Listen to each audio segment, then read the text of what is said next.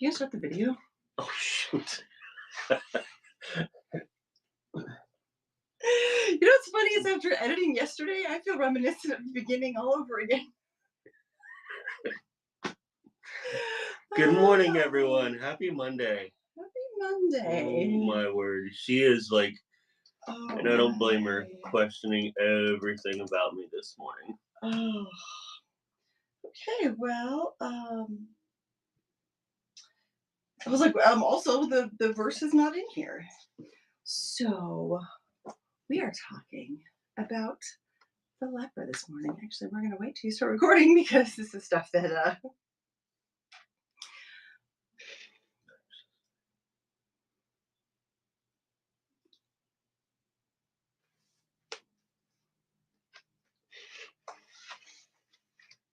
There you go. Good morning. Good morning. How is everyone today? Happy Monday. How did the weekends go? They went. What was the best part of your weekend? Oh, personal. Agreed. You can't pick the same one as me. What was yours? And I can't pick the same as you. I would absolutely say then. Good morning, Trish. Good morning. Best part of my weekend. I'd say just the work marathon on Sunday. I think that was pretty because it was just like boom, one after another, just kind of knocking bowling pins down, if that makes sense, if that analogy lands. Very nice. What all did you get? Well, first and foremost, the most important was programming. And then No, most important was 40 Days of Community. well, 40 Days of Community, yes. And I always have to be correcting you. You do. And then programming for my clients. And I really enjoyed 40 Days of Community last night, too. That was honestly a lot of fun. Just real good conversation. Makes a difference. Yes, absolutely. Very much so. So what are we talking about today? We are talking about Jesus cleansing the leper. And we are in Mark chapter 1, verses 40 through 45. One, and we called this a little bit out in a church over the past couple weeks, just because we're spending a year in the four Gospels, and I think that's been absolutely amazing. We went through Matthew first, we're in Mark now, and Mark pulls no punches. I mean, it is just like boom, boom, boom, boom, boom. So if you need a gospel that is a quick hit, you're just getting all the bullets basically. Oh. Mark is a great one to read. Action-packed. Yes, complete action-packed. Because chapter 1, we have hold on, let's just go. We'll go headlines. Oh wait, no. This. We have the birth, the baptism, the temptation, ministry in Galilee, the first disciples, driving out the unclean spirit, healing in Capernaum, preaching in Galilee, and the cleaning the leper. Yeah, that's chapter 1. Yeah. Like you get other gospels and it's like, oh, here's the lineage of Jesus. Yeah, like Matthew does that. Like he goes through pretty much everything, and that's Jesus wasn't even born yet. And you get that. That's yes, chapter 1. But at the same time, it is so important because each writer takes a different perspective when it comes to sharing the story of the good news, the gospel, and so it helps reach more people by doing that, and also gives you an opportunity just to dive in a little bit more. And look at things differently. Challenge yourself a little bit. Oh, yeah. Mark had ADHD. You think? Yeah, I'm going to guess so. Undiagnosed ADHD. No, I've got my fruit punch this morning, so we can. Also, in the book of Mark, what did Whitney say? The word immediately is used like 40 times. 46 times. 11 times in the first chapter. He is, yeah, and I love that. I resonate so much with that. So I always imagine like the action, the strip, what are the comic strips? yes, With a boom, bow, Pow, nah. yes, That's it. yes, Okay, so we are in Mark chapter 1, verses 39 through, no, verses 40 through 45. yes. He went into Galilee, Jesus. He went into Galilee, preaching in their synagogues and driving out demons. Then a man with leprosy came to him and, Good morning, on Coco. his knees, begged him. Also, her name's Cody. Good I looked morning, at it Cody. because Devin. we heard Devin say hi to you as Cody, and I was like, he was like, is her name Cody? And I'm like, I don't know. Then we looked, so now we can actually talk about like your real name. So exciting! I think this is the first person besides Devin that we know by name. Right. Okay, sorry, back up. He went into all of Galilee, preaching in their synagogues and driving out demons. Then a man with leprosy came to him and, on his knees, begged him, if you are willing, you can make me clean. Moved with compassion, Jesus reached out his hand and touched him. I am willing, he told him, be made clean. Immediately, the leprosy left him and he was made clean. Then he sternly warned him and sent him away at once, telling him, see that you say nothing to anyone, but go and show yourself to the priest and offer what Moses commanded for your cleansing as a testimony to them. Yet he went out and began to proclaim it widely and to spread the Good news, morning, Amy. with the result that Jesus could no longer enter a town openly. But he was out in deserted places, and they came to him from everywhere. Go. So there. All right. So short story, but there is a ton to unpack in this. So I guess let's just start with the leper first. He's walking up to Jesus, and you can watch the chosen version of it, and all the 12 start to get all defensive and riled up, and don't touch, and Jesus is like, boys, calm down, I got this. And what I love is the posture of the man with the disease, because he doesn't say if you can, he says if you are willing. He acknowledges that Jesus has the power to do it. It's just a matter of if you are willing. And to back up a little bit, when you're talking about lepers back in this Yeah. time, um, they are complete outcasts. I mean, I could only imagine what the isolation would feel like. Oh my goodness. So They're yeah. basically excommunicated from the church. They are forced to live outside of town, in essentially colonies with other people afflicted with the disease. So you could almost imagine just the sorrow, the Loneliness. loneliness, the stench, I mean, it's just all the things. It would just be a horrific life to live.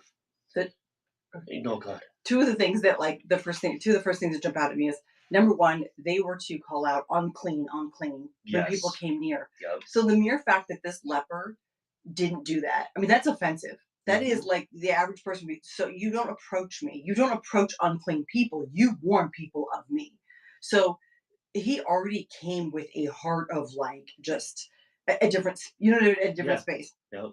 And then the other thing that I kind of spiraled on because maybe I need to spiral by promise instead of spark by promise was so they're outcasts. They're not part of the conversation. How did he know about Jesus? He didn't Yeah. have social media. He even from afar there was so much conversation.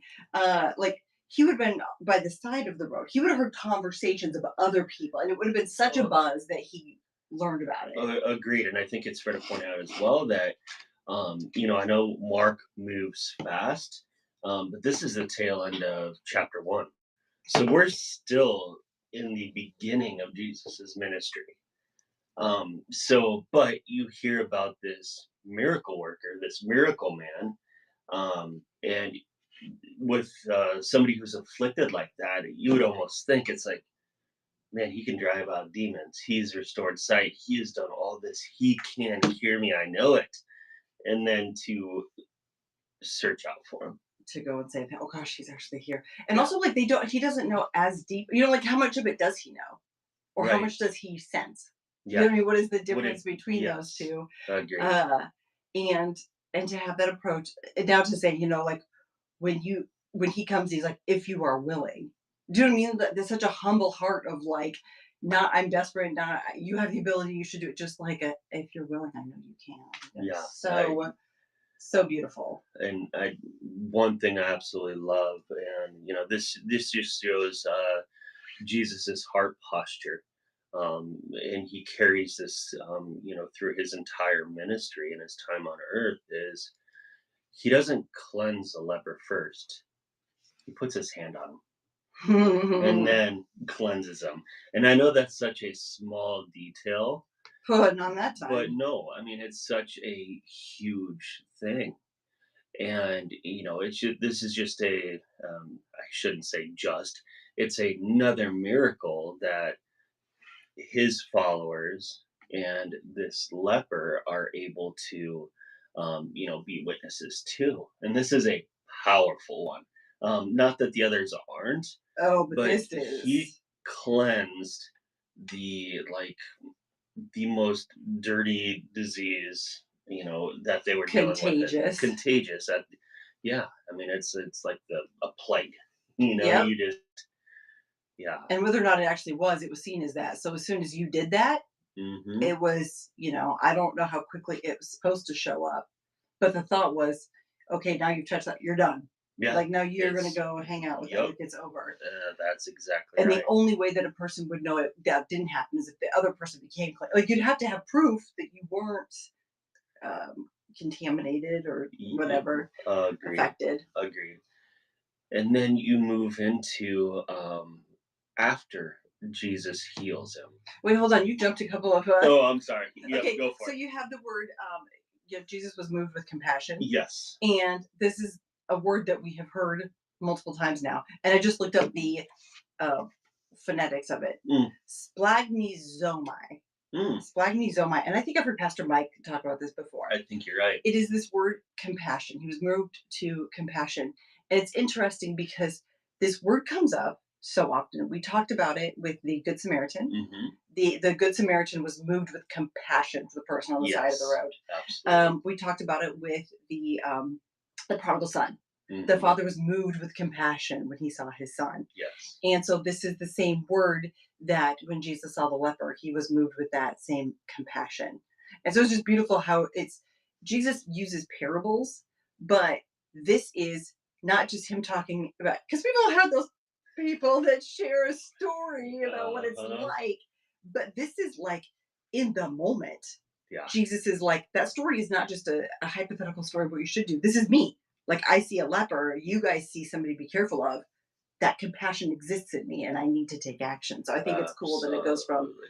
like parable to live. Yes. Okay, so sorry.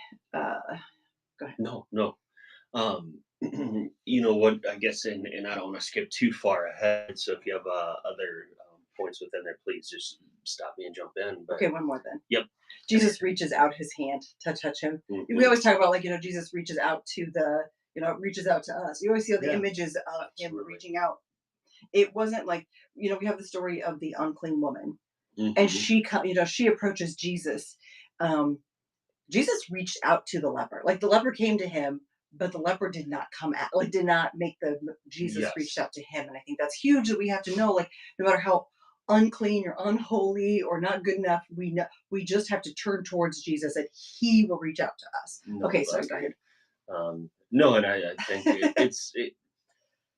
I love the story of the bleeding woman because it's she's so in her heart believes, and I know this is not the story, so I don't want to spiral too much, but if she could just touch a piece of him, His robe. yes, Yeah. of his robe, she would be healed. And not to spoiler alert, she touches it and she does, and then he looks at her, and once he figures, well, he knew it was, but he got her to stand up, and it's because of your faith you are healed. And I absolutely love that. And honestly, I give credit to the leper because he really has the same kind of faith in a sense, Oh because yeah. he's not coming to Jesus and asking if you can. He's coming with that again, that heart posture of if you will.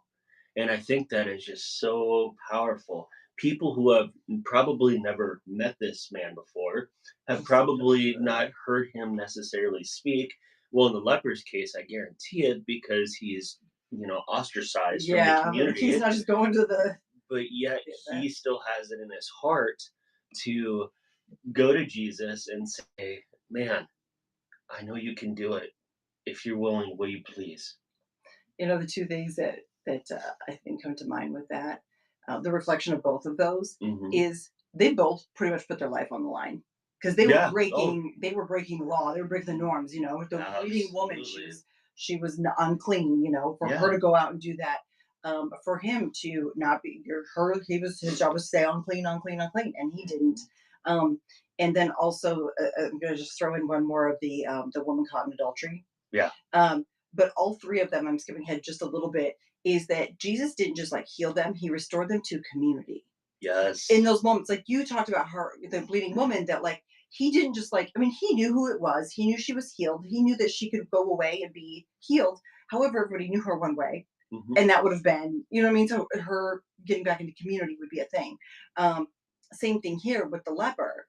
It was restoring him to community in that moment. So Absolutely. Jesus isn't just there to be like, "Oh, I'm gonna fix your stuff and leave you lonely." It's like Yeah. there's the whole. Okay, so anyways, No, go but back to this. that restoration, that is Huge. so beautiful. Can you imagine, the woman being ostracized for 12 plus years? This leper, I don't believe we have context of how long he had it, was Nothing. carrying the disease. It could have been a year, it could have been 20 years, who knows? But to get that restoration, and to me that also foreshadows the restoration we get from Christ when Oh we yeah, accept him. And so I think it's just a beautiful, in both of these cases, physical manifestations of that, right? yeah. Of what we get from an emotional, a spiritual perspective. And then what I really find interesting, and Jesus talks about this in other parables and other stories, is, and he says it very clearly at one point, I'm not here to abolish the law. And so what did he do is he said, one, don't tell anybody, even though I know you're going to go tell everybody, but go to the temple, give your sacrifices, and so that way you can be fully brought back into community. Because we're not trying to just overthrow the E- you know. exactly. Okay, I'm going back up a little bit Yeah, go because I for it. skipped ahead. So No, that I love it. uh, Yeah. Jesus' response, "I am willing, be clean." I think there's something super when there's simplicity in the Bible. Like, don't take that for granted. Like, that's just it's beautiful because he, the leper says, "If you are willing," and Hmm. Jesus' response, "I'm willing." Yeah. I think sometimes we make such a big deal and make things so complicated and over the top. And if somebody comes to you with something simple, don't make it harder. Don't make it complicated. Jesus didn't say, let's talk about your past. Let's talk about your nutrition. Let's talk about how you're going to behave if I do this. Let's talk about, do you know the laws of Moses? He just, if you're willing, I am willing. Like, how beautiful is that? And then just be clean. Like, how often Yeah. do we just offer that to people that like, and I'm not saying like that you should just tell everybody, oh, it's fine, keep your normal life and just No, but the goal is like let people know that they're loved. Jesus can change their hearts. We can't. Like that's not a task we can do. yes. And if Jesus is not sitting down and having a uh whatever with him, you're not. That's yeah. So keep it simple. No, and I think that's absolutely perfect. And I would argue that it even lines up pretty well with what Whitney talked about at church. Um, Oh yeah, so so huge, yeah, so so good, so good. so She talked about one of the seed parables, One of the many. one of the many, one of the trifecta, and she was talking about how the farmer casts seeds, and she brought up a great point. And I don't know how I put myself into that story in the past. I haven't really intrinsically looked through that, um, but our jobs as believers is to be the farmer and to spread the seeds, right? To get them in the field to plant them, right? Our job, This is the parable because there's a few different seed yeah, parables. So there are, this is the one of just the farmer scattering the seeds yep, and how you don't know how it happens. yeah, Like it just it's you don't it does its thing. It you don't make produces the the plant weeds. go. Yes. You put the seeds out there. And so it's our job to scatter the seeds, to simplify because I don't want to overcomplicate it, Yeah. like you just taught me. It Jesus taught us. I didn't. Jesus taught us. It is God's job to make things grow, and I think that is a beautiful way to think about how we share the gospel with other people. It's not our job to force people to grow. It's not our job to force people to Christ. It's our job to just plant those seeds. Get them curious. Get them curious. Exactly. That's our word. And God will take care of the rest. No, it doesn't mean we just walk away from it and say, "Hey, I planted Yeah. that seed. Yeah. I talked to him about Christ." You should go to church. Yeah. There's a seed. Planted it. Done. But you can help with the cultivation, i.e., just having follow up conversations, doing different things, and uh, you'll be amazed at what God can do. And from a today's perspective, when I think about the leper, obviously we're blessed; we don't have to worry about that awful disease. But one thing that I liken it to is somebody that walks into church or you see out and about, and it's kind of like you just put your head down a little bit. It's like I don't want to make eye contact with that person, whether it's a social awkwardness thing, whether it's a they don't necessarily dress or look like people I would talk to. We have no idea what their heart looks and feels like until we actually converse with them and have Oh a real yeah. conversation.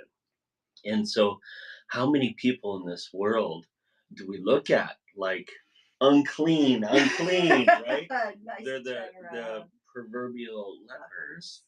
Yeah. And so, a challenge not only for myself, but I think for all of us is when we see those people, embrace them, say hi, take a moment, and you have no idea the seeds you might be planting that God can turn into some amazing things through that person.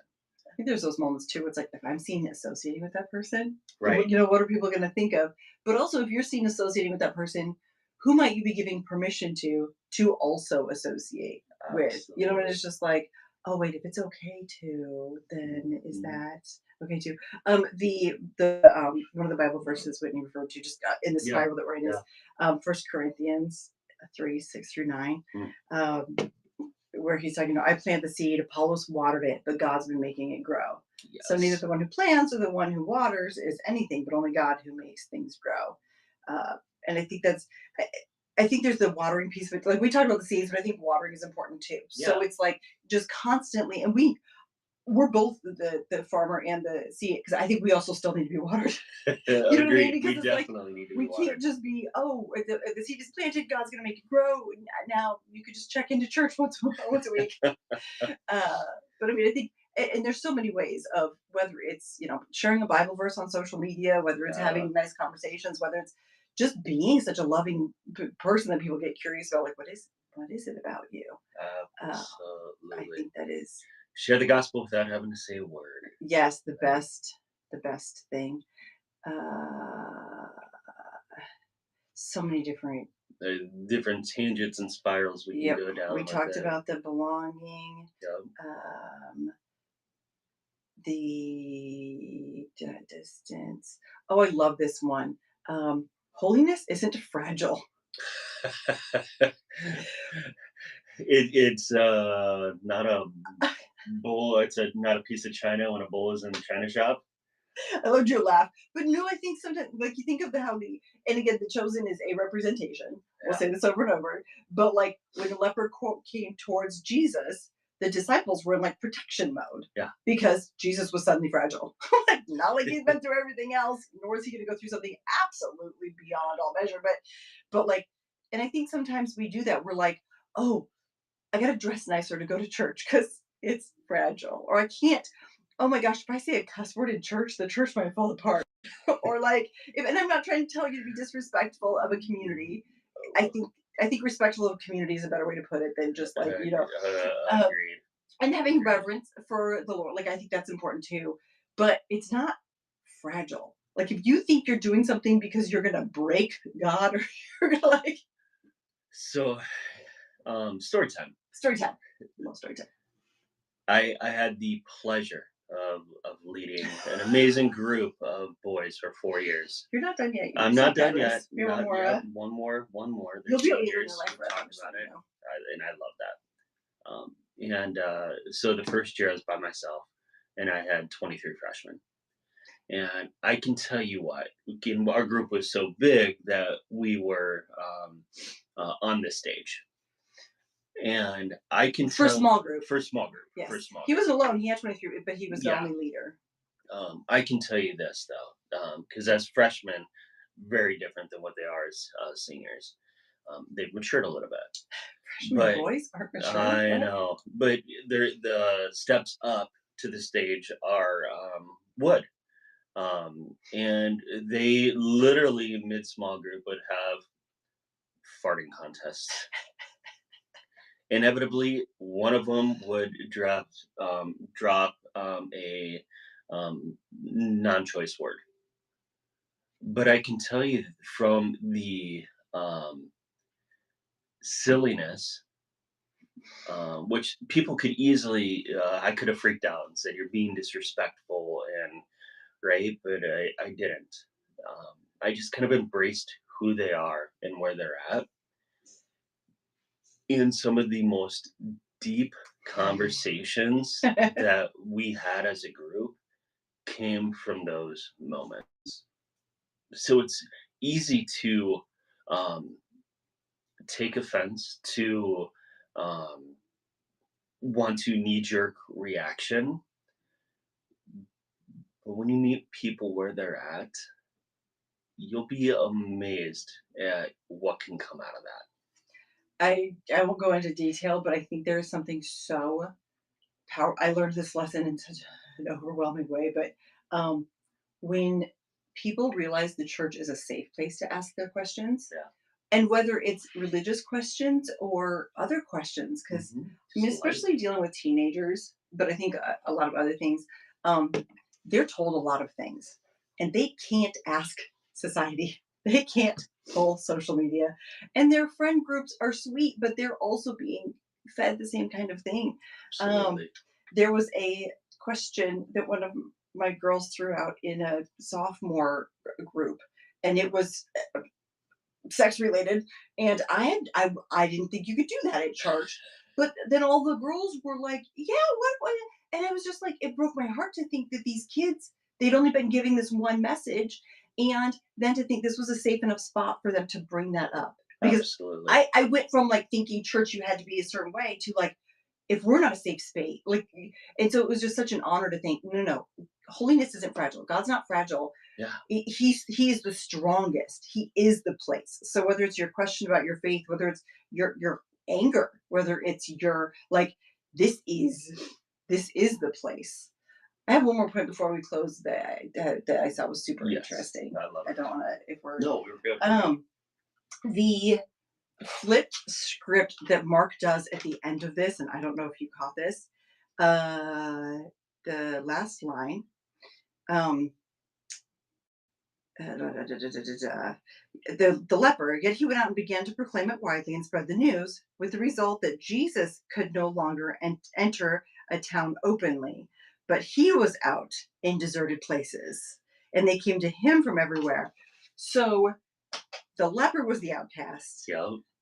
Literally, Jesus just took his place. Yeah. So now the leper was restored to community, and Jesus was. Yes. So I thought it was really interesting. This like I never saw the Jesus taking his place angle of that. I love that. I never, I miss that as well. But what I absolutely love is that even though he was the outcast, people came to Oh, him. they still came to him. Yes. Oh So yeah. the Pharisees couldn't stop Yeah. what was happening. He wasn't fragile. Yeah. He took his place. He's like, okay, I'll go in your place, you go in mine. Yep. But I'm still you didn't break me. Exactly. Like I'm just gonna No. go into the places that I think that is absolutely beautiful. so this was 5 sentences? Yeah. And we got a little bit of about 30 minutes worth of communication. And honestly, we could talk about this because there's so many other correlations, and it's such a beautiful story. It really is. And so, but I think we could probably pray out. And I haven't seen Devin. I saw him come on our feed, but I haven't seen him go live. So, you good with praying out? I can pray out, but Oh yeah. yeah, Heavenly Father, because we didn't pray in. Heavenly Father, thank you for bringing us all together the way you do. I say this pretty much every morning, but there truly is no better way to start a morning than with you and your presence. Lord, this was a amazing story and so many different lessons to take from it. And I pray that each and every one of us take at least one thing that maybe we didn't know before, or have a little bit different perspective on, and we contemplate it, and we sit with you, and you help guide us through what you want to share with us specifically about that. Lord, we are the farmers, we water the seed, but it's you that makes each and every one of us grow. It's your spirit. And it's because of Jesus we have that opportunity to actually communicate with you and to have received the beautiful spirit. Lord, it is a Monday. Monday. I pray that everybody has a Wednesday kind of a Monday today, where it's not going into any proverbial fire drills, or that it's just filled with catch up, or tons of emails. I pray that it's just an amazing day for everybody.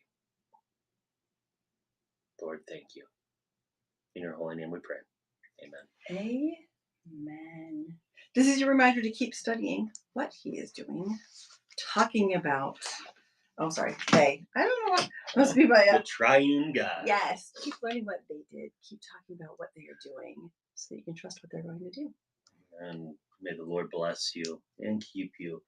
May the Lord make his face shine upon you and be gracious to you. And may the Lord turn his face towards you and give you shalom, shalom. Perfect peace. Okay, let's go see if we can go raid into somebody. Who's live? Devin's live. Let's go see Devin. Awesome. Let's go love on